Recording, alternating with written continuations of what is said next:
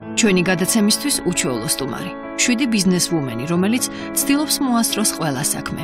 თუ დღეღამეს 2 საათი მაინც დაემატება, უფრო უკეთ მოახერხებს ამას. მარი პირველად წაკითხვის სიამოვნებას წინასწარ გილოცავთ. ჩვენ კი მარი კიკაჩეიშვილის გაცნობის სიამოვნებას გილოცავთ. TV3-ის ეთერში. მე ვარ მარიამ კიკაჩეიშვილი. მაღაზია წიგნები ვაკეშის ერთ-ერთი მეპატრონი, რადგან მეორე მეპატრონი ჩემი მეუღლეა. ასე ვთქვათ, ეს არის ჩვენი ოჯახური ბიზნესი. არ ვიცი, როგორ უნდა ვთქვათ, წიგნის მაღაზიის მფლობელი და დირექტორი რა პროფესიის უნდა იყოს, იმიტომ რომ ცოტა უცნაურია, არ მიფიქრია მაგაზე, რა პროფესიის უნდა იყოს. ჩემი პროფესია თავდაპირველი არის მოდელიორი ვარ, სამხატვრო აკადემია მაქვს დამთავრებული და მოხდა ისე, რომ ჩემი სამხატვრო აკადემიის დამთავრების შემდეგ და სამხატვრო აკადემიაში სწავლის დროსაც ძალიან ჩართული ვიყავი ამ ჩემს პროფესიულ საქმიანობაში. მაშინ იყო სიბნელე, სიცივე, შიმშილი, მაგრამ იყო ძალიან დიდი ენთუზიაზმი და ძალიან ბევრი ხალხი, ვინც იყო დაინტერესებული, რომ საქართველოში რაღაცა ამ სფეროში გაკეთებულიყო და ეწყობოდა მოდების ჩვენებები, ეს შეიძლება ძალიან დიდი სხვაობა დღევანდელ საქართველოში მოდების ჩვენებებს საქართველოში ცოტა ხმამაღალი თბილისში რა ჩვენებებიც ეწყობა და მაშინ რა ჩვენებებიც ეწყობოდა, მაგრამ მაშინ იყო ძალიან ბევრი ნიჭიერი ადამიანი, რომლებიც დღესაც აგრძელებენ თავის მოღვაწეობას ამ სფეროში და იყო ძალიან ბევრი შემოთავაზებები. ზოგმა ეს შემოთავაზებები მიიღო და გააგრძელა ამ სფეროში მუშაობა, ზოგმა არა. მათ შორის დღეს უკვე მეც მოვხვდი, მაგრამ რაღაცა ცდილობები არის, რომ კვლავ დაუბრუნდი ამ ჩემს საქმიანობას. ძალიან ბევრ კონკურსში მიმიღია მონაწილეობა, იყო ხოლმე ისე, რომ ეს კონკურსები იმართებოდა, მე რაღაცა პრიზებსაც ვღებულობდი, თვითონ რომ აი გაიმარჯვე პირველ ადგილზე გახვედი. და მე საბოლოოდ ვრჩებოდი და არაფრით, ასე ვთქვათ. და მე უკვე წამოვიდა, შეიცვალა პერიოდი აქ და ძალიან კარგი ხელსაყრელი პირობებია, რომ აწარმოო, ვთქვათ, ეს საქმიანობა. მაგრამ ამჯერად ვარ ამ მაღაზიაში, წიგნების მაღაზიაში და ვცდილობ, რომ ჩვენი მაღაზია არის ორიენტირებული მომხმარებლის ინტერესებზე. აქ წარმოდგენილი წიგნები უმეტესობა არის ჩემი შეკვეთით ჩამოტანილი და ხანდახან არის ხოლმე, რომ უი რა კარგი არჩევანი გაქვთ, გვეუბნებიან. და ეს ძალიან მახარებს, იმიტომ რომ გარდა იმისა, რასაც თქვათ მომხმარებელი კითხულობს ხოლმე, მე თვითონ ვცდილობ, რომ აი კონკრეტული ახალი ავტორები თუ ძველი ავტორები შევთავაზო ხოლმე მომხმარებელს და ამჟამად წიგნები ვაკეში არის ის ადგილი, სადაც თვითრეალიზება ხდება ჩემი რესურსების, ასე ვთქვათ. სწორად ბუნების დამოწმებით განმარტავს ვაჟა კოსმოპოლიტიზმს და პატრიოტიზმს. ჩვენთვის ამ მარად თვალშისაცემ თემას. ვაჟა ამბობს, ზოგს გონია ნამდვილი პატრიოტიზმი ეწინააღმდება კოსმოპოლიტიზმს, მაგრამ ეს შეცდომაა. ყოველი ნამდვილი პატრიოტი კოსმოპოლიტია, ისე როგორც ნამდვილი გონიერი კოსმოპოლიტი და არა ჩვენებური პატრიოტია. როგორ? ასე, რომელი ადამიანიც თავის ერთს ემსახურება კეთილგონიერად და ცდილობს თავისი სამშობლო აღამაღლოს გონებრივ, ქონებრივ და ზნეობრივ, ამით ის უმზადებს მთელს კაცობრიობას საუკეთესო წევრებს, საუკეთესო მეგობარს, ხელს უწყობს მთელი კაცობრიობის განვითარებას, კეთილდღეობას. ჩემზე გადაცემა გადავწყვიტეთ, რომ მე გადავწყვიტე უბრალოდ, რომ ამ სიტყვებით უნდა დაწყებულიყო. ხმამაღალი ნათქვამი და განაცხადი ჩემგან არ არის, იმიტომ რომ ეს ვაჟას სიტყვებია და მე როგორც ბევრი ქართველი და არა მარტო ქართველი, ვაჟას რაღაც, ასე ვთქვათ, ფენომენად მივიჩნევთ და ძალიან ამაყები ვართ, რომ ეს მან თქვა ძალიან დიდი ხნის წინ, მაგრამ სამწუხაროდ ეს ვერ ხორციელდება დღევანდელ რეალობაში. თავიდან დაიწყო ყველაფერი იმით, რომ ჩემი მეუღლე წლების განმავლობაში ამარაგებდა სხვადასხვა მაღაზიებს უცხოელი გამომცემლების წიგნებით. და მე ამ დროთა განმავლობაში ჩემი მეუღლე თავის მეგობრებთან ერთად. მე დროთა განმავლობაში გაგვიჩნდა სურვილი, რომ რატო დაგვეხარჯა, თქვა, ჩემი რესურსი, რომელიც შეიძლებოდა გამოყენებულიყო ჩვენს კონკრეტულ მაღაზიაში. და ესე გაჩნდა ამ მაღაზიის იდეა. რაც შეეხება ვაჟას ამ შემთხვევაში, ეს წიგნის მაღაზია, წიგნები ვაკეში, რა თქმა უნდა, ბიზნესია. მაგრამ არა ბიზნესი უფრო ნაკლებადაა დატვირთვით, ეს არის ჰობი, რომელსაც ძალიან დიდი უკუგება მოაქვს ჩვენთვის, იმიტომ რომ ჩვენ ვემსახურებით ისეთ საქმეს, არის განათლება და პირველი შეხება მოხდა 0 კლასში, როდესაც ბიბლიოთეკაში ჩამწერეს და მე მოვხვდი ამ ბიბლიოთეკაში. და სამწუხარო იყო ის, რომ დღეში 3 წიგნზე მეც არ გვაწანდნენ და ეს წიგნები იყო ძალიან თხელი, სადღაც 8 ფურცლისგან შედგებოდა. თითო გვერდზე იყო დაახლოებით 20 სიტყვა და კითხვა რომ ვისწავლე ეს ჩემთვის ძალიან ცოტა იყო და ხდებოდა რომ დღეში ორჯერ მიწევდა ამ ბიბლიოთეკაში მისვლა. და მაშინ დაიწყო ჩემთვის ეს სიახლოვე. ეხლა მაშინ არ იყო თან ეს კომპიუტერი, ტელევიზიაში სულ 3 არხი იყო და ამდენი ინფორმაცია ვერსაიდან ვერ მიიღებდი მხოლოდ წიგნებიდან და წიგნების ბიზნესი ასე ვთქვათ შეიძლება სხვა ბიზნესებისგან განსხვავებით უფრო ესეთი სუბუქი მოგეჩვენოს, მაგრამ აი თქვენ რასაც აქ ხედავთ, საკმაოდ პატარა მაღაზია, მაგრამ ამას ძალიან დიდი ძალის ხმევა ჭირდება, რომ ყველაფერი ესე იყოს, როგორც ესე უმტკივნელო თითქოს გამოიყურება. ესე გმირი არასდროს არ მყოლია. ჩემს მეგობრებს ძალიან ბევრს ყავდა თუნდაც აი წიგნის გმირიდან დაწყებული მომღერლები დამთავრებული და ჩემთვის რატომღაც სულ იყო რაღაცა მე მეგონა რომ ერთი ვიღაცა რომ ამერჩია იყო რაღაცა ვიზღუდებოდი ამეთი და არასოდეს არც ვინმე კონკრეტული ჩემი ნაცნობი ამირჩევია მისაბაძე ეტალონად და არც თქვა წიგნის გმირი. მაგრამ რა თქმა უნდა ძალიან ხშირად რასაც ვკითხულობდი და მე მივხვდი რომ ეს კაცობრიობა ადამიანი ყველგან ერთია რომ მე აქ რაღაცას გავიფიქრებ უცებ მე წიგში შეგიძლია ამოიკითხო იგივე მდგომარეობაში ზუსტად იგივე რაღაცა რომ გაიფიქრა სხვა გმირმა და ეს ძალიან ხშირად ყოფილდა ეს აღმოჩენები მე რომ გახშირდა ძალიან სასიამოვნო იყო და რამდენჯერ აი ჩვენი მეგობრების ნაცნობების რაღაც თქვა ან ძიმე მდგომარეობაში რო ყოფილან ან რაღაც ისეთ გამოუვალი მდგომარეობა რო ეგონა თავის ცხოვრებაში მიმიცია სწორედ ეს წიგნი და ძალიან ვერიდებოდი ყოველთვის ვინმეს პირად ცხოვრებაში ჩარევდა და ამ წიგნით რაღაცა მინიშნება იყო ხოლმე ჩემგან რომ აი მოდი ეს წაიკითხე. სწორედ ეს გმირები იყო და ეს პიროვნებები ჩემი მეგობრებისათვის და ჩემთვის დახმარება. თავიდან იყო თქვა ჩვენ დავგეგმეთ ესე რომ წიგნის მაღაზიასთან ერთად აუცილებლად ბიბლიოთეკა და თავისი კაფე ყოფილიყო, მაგრამ მე ეს ფინანსურად ბუღალტრულად იმდენად რთული იყო ამ წიგნების აღება, მოტანა, რაღაც დაბრუნება, რომ ცოტა ხანი ამაზე შევჩერდით, მაგრამ მიუხედავად ამისა მე ვაგროვებ წიგნებს, რომლებიც არ იქნება გასაყიდი და ჩემთან მინდა იყოს რაღაცა თარო, რომელზეც დაიდება ეს წიგნები და ვინმე მოვა წაიღებს უფასოდ ამას, თუ დააბრუნებს, თუ არ დააბრუნებს არა უშავს, იმიტომ რომ ეს იქნება ჩვენგან საჩუქარი და პრობლემები ჩვენთან არის მომხმარებლის ნაკლებობა. ასე ვთქვათ, იმიტომ რომ ჩვენი ქვეყანა რაღაც ისეთ პერიოდშია, რომ სულ არის რაღაცა კრიზისი ელოდება და ამ მოლოდინში ყველაზე ნაკლები ფული იხარჯება წიგნებზე. ბავშვების წიგნებზე არ ვიძახი, ბავშვებისთვის საჩუქრად მშობლები უფრო მეტად ხარჯავენ თანხებს, მაგრამ საკუთარი თავისთვის არ ემეტებათ და ამ მხრივ არის პრობლემა და რაც შეეხება თვითონ ბიზნესს, მის მართვას და საქმის წარმოებას. თავიდან იყო რაღაც ისეთი მომენტი, რომ ჩვენ არ გვყავდა, ასე ვთქვათ, ადამიანი, ვინც ფინანსურად, ბუღალტრული კუთხით გზაზე დაგვაყენებდა და იყო იქამდე სანამ მაღაზიას გავხსნით რაღაც სხვადასხვა რაღაცებით ვიყავით დაკავებული და იმ პერიოდში ჩვენს ბუღალტერიას, ასე ვთქვათ, გვიკეთებდა კერძო პირი, რომელსაც მივენდეთ, ასე ვთქვათ და მიუხედავად იმისა, რომ რამდენიმე კურსი მაქვს მე გავლილი ამ ფინანსების მართვის და მისი რომ მივენდეთ რომ საბუთებს გაგვიკეთებს ეს კონკრეტული პიროვნება. მე აღმოჩნდა რომ მე ეს არ შემიმოწმებია და მე გავხსენეთ მაღაზია. გაიხსნა მაღაზია და მოგვიწია აი ზუსტად საგადასახადო პერიოდი, ეს 6 წელი არის, რომელიც მოწმდება.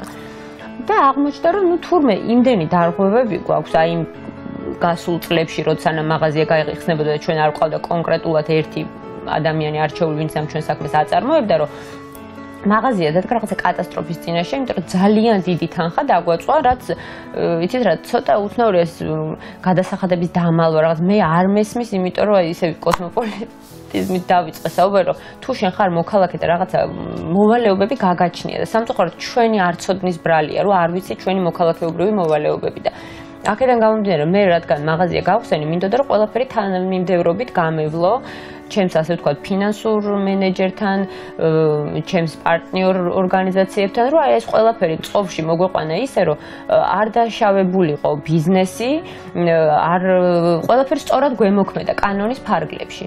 და აღმოჩნდა, რომ მე თურმე სანამ მაღაზიას გავხსნდი, ძალიან ბევრი კანონი დარღვევა განმიხორციელებია. და ზუსტად მომადგენენ, რომ აი მაღაზია ახალი გახსნილია და შენ აი ამდენი და ამდენი გაქვს გადასახდელი.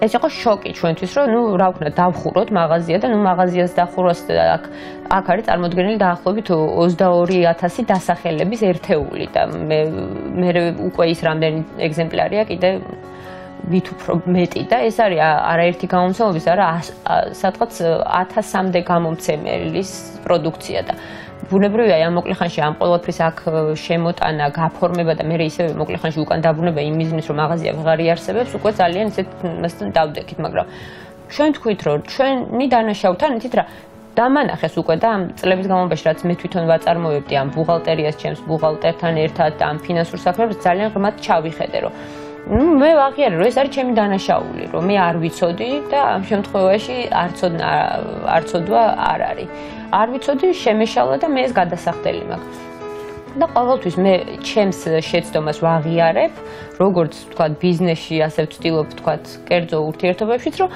მე ის გამოსწორების გზაზე წავიდე რომ მე არ მიყვარს ეს ჩიხში შესვლა რაღაცა ნუ დავხუროთ მაღაზია მაშინ აი ეს იდეა რისთვისაც ეს მაღაზია გაიხსნა გამოდის რომ ჩვენ ფარხმალი დავყარეთ იმის გამო რომ შეხვდა რაღაცა მართალია თქვა დიდი წინააღობა ამ ფინანსური თვალსაზრისით იმიტომ რომ ეს ჩვენ ეს თანხა გავიღეთ ფაქტურად გამოდიოდა რომ მაღაზია ჯერ არის გახსნილი და უკვე ამხელა თანხა გასაცემია მაგრამ ეს რომ გავაკეთეთ იმდენად კმაყოფილი ვიყავი რომ აი მე შევძელი ამის გაკეთება და მე ისე ფეხზე დავდგები ამ ყველაფრის მერე მე ვთვლი რომ ასეთი მიდგომით ძალიან ბევრი რაღაცა გამოსწორდება და ბიზნესი არის საქმის კეთება და საერთოდ ის საქმე რომელიც არ გიყვარს მე არ მგონია რომ კარგად გამოგივიდეს ყოველთვის ახლა მე ამ მაღაზიით არ დამიწყია ჩემი ასე ვთქვათ ბიზნეს მოღვაწეობა ყოველთვის ვინც მყოლია გარშემო და ვისთვისაც ჩემი აზრი საინტერესო მნიშვნელოვანი და ასე ვთქვათ გასათვალისწინებელი ყოფილიყო სულ ამბობდი რომ იცი რა სამსახურში რომ მოხვალ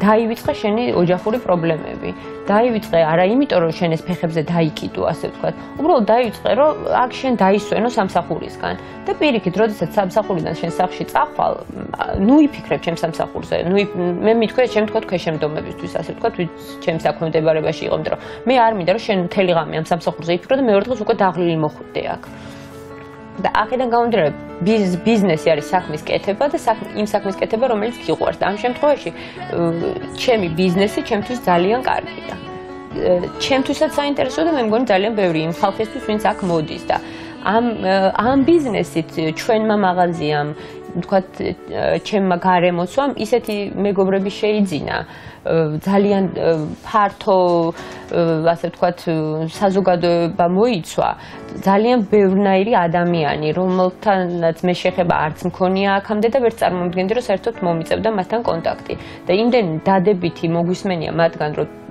ჩვენ ხვდებით რომ კარგ საქმეს ვაკეთებთ ამიტომ ეს ბიზნესი ჩემთვის ძალიან გამართლებულია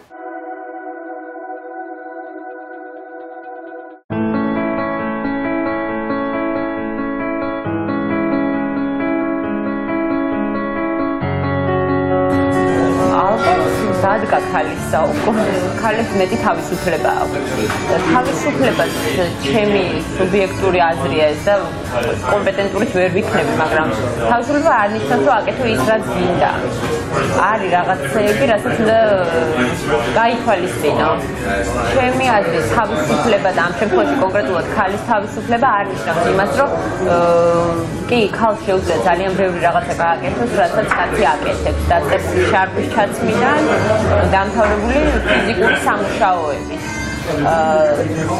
და არის ისეთი რაღაცები რაც კაცს არ შეუძლია გააკეთოს რასაც ქალი აკეთებს ხო ბუნებრივია და ქალის საუკუნე დადგა იმ ხრივ ალბათ რომ უფრო მეტად არის ჩართული საზოგადო საქმიანობაში იმიტომ რომ ადრე თუ იყო რაღაც ცალკეული პიროვნებები საუკუნეების განმავლობაში ვინც ჩვენამდე მოაღწია ვიზე ინფორმაციამაც რომ იყვნენ საზოგადოებაში ჩართული და ეს რა ფასად უჯდებოდა ზოგ სიცოცხლის ფასად და მე მათ მიერ ასე ვთქვათ განხორციელებული ქმედებების ისტორიაც კი შეცვლილა და ეს ხალხი იყო თითზე ჩამოსასვლელი დღეს უკვე ძალიან ბევრი ქალი არის ვინც აქტიურად ეწევა თავის მოღვაწეობას როგორც პროფესიული სხვადასხვა პროფესიებში მე ყოველთვის ვცდილობ, რომ აი რაღაცა რომ გამიხარ და ეს გამოვხატო. მგონია რომ ამ სიხარულის განაწილებით საერთოდ ესეა, მე აღარ ხსოვს სად წამიკითხავს, რომ განაწილებული სიხარული არის უფრო მეტი სიხარული და განაწილებული მწუხარება არის უფრო ნაკლები მწუხარება.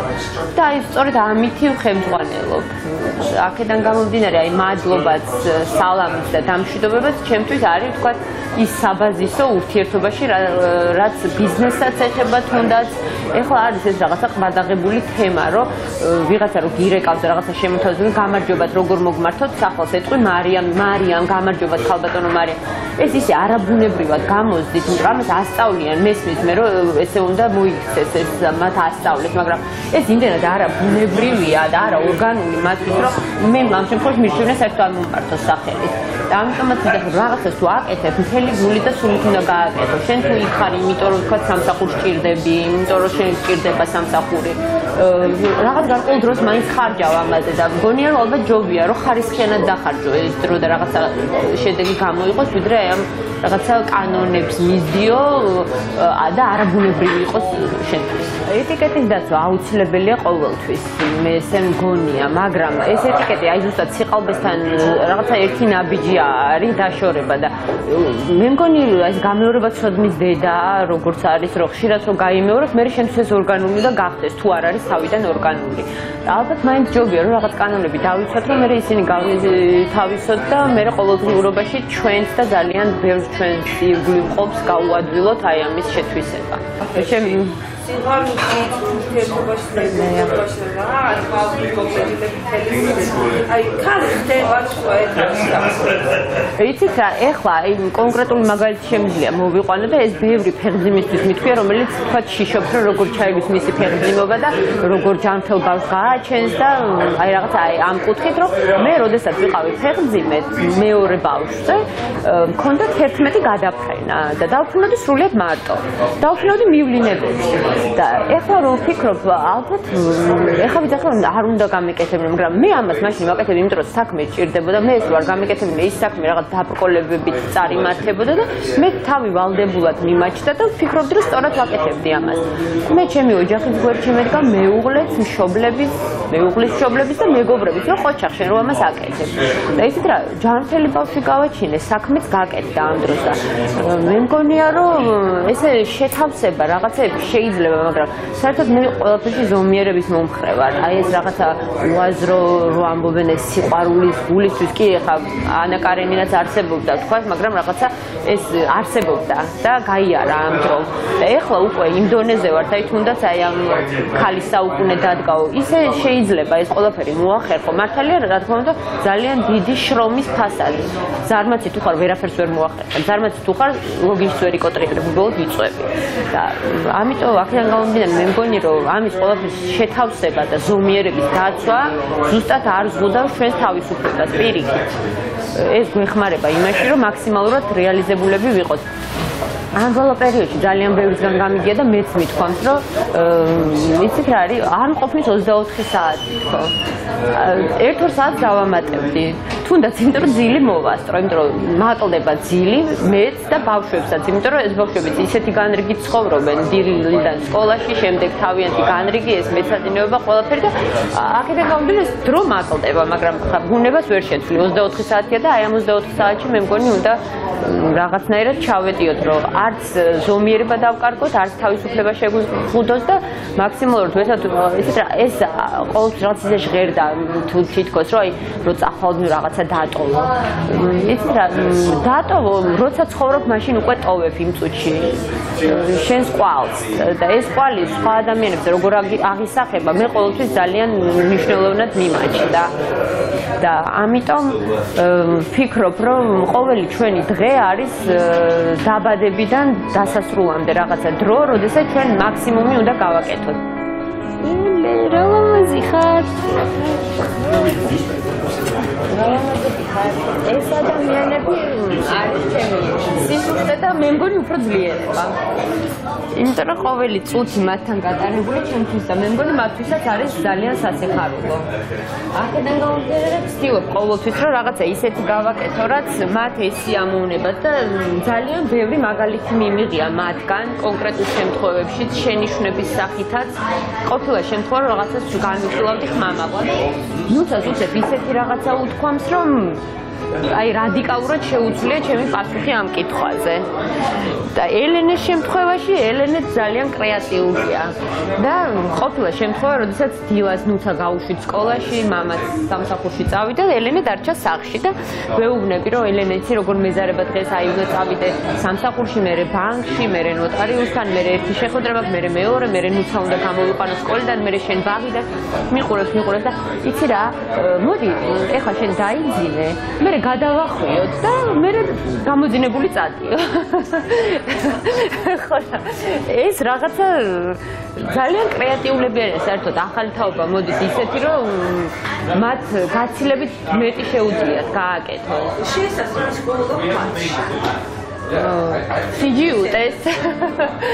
სიჯიუტეს პოულობ და სულ მინდა რომ ეს სიჯიუტე მიზანდასახულობაში გადავიდეს და მე მგონი ეგრეც იქნება, იმიტომ რომ ორიოს რაღაცა გამოკვეთილი ხასიათი აქვს და ყველანაირად ვცდილობ რომ ეს ხასიათი მათში არ დაითქმუნოს და ამას რაღაცა შეხვედრა იყო ფსიქოლოგებთან და იქ იყო რომ ვიღაცამ გამოთქვა ესე შეგვეკითხებოდნენ რომ აი რას ელოდებით თქვენი შვილებისგან როგორები გინდათ იყვნენ ისინი მომავალში და იყო პასუხი ჩემგან ესეთი რომ მე მინდა მათ იპოვნონ თავიანთი საყვარელი საქმე და ამ საქმეში თავისი თავი იპოვნონ, იცხოვრონ ამ საქმესთან ერთად, ყავდეთ საყვარელი ოჯახი და ბევრი იმოგზაურონ.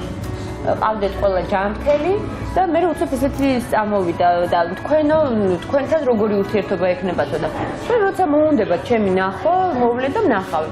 და ნუ ძალიან შეწუხდა ერთ-ერთი მშობელი, რომ როგორ მეწოდებიო და მე თქვი რატო გეწოდები. იმიტომ მეწოდები რომ იმ შენ შვილებს არასდროს არ მოუნდება შენთან მოსვლაო, იმიტომ რომ თუ არ დაურეკე და არ უთხარი რომ მოდი მჭირდებიო, ისო არ მოვაო და სწორედ გამიხარდა იმის შენიშვნით, რომ მე ისე ვზრდი ამათ, რომ პირიქით მინდა რომ ამათ მოუნდეთ ჩემთან ხშირი კონტაქტი, ამათთვის მე საჭირო კი არ ვიყო, იმიტომ რომ თქვა მომავალში შვილები დამიტოვონ, რომ უბრალოდ უხაროდეთ ჩემთან ურთიერთობა. და აი ამაში ვთვლი რომ ამათი პიროვნული რეალიზაცია და პიროვნული თვისებები და განათლება რა თქმა უნდა და ჯანმრთელი ცხოვრების წესი შეუწყობს ჩვენს ჯანმრთელ ურთიერთობებს და არა დაძალებით ურთიერთობებს. ვისწავლება ყვა? ძალიან.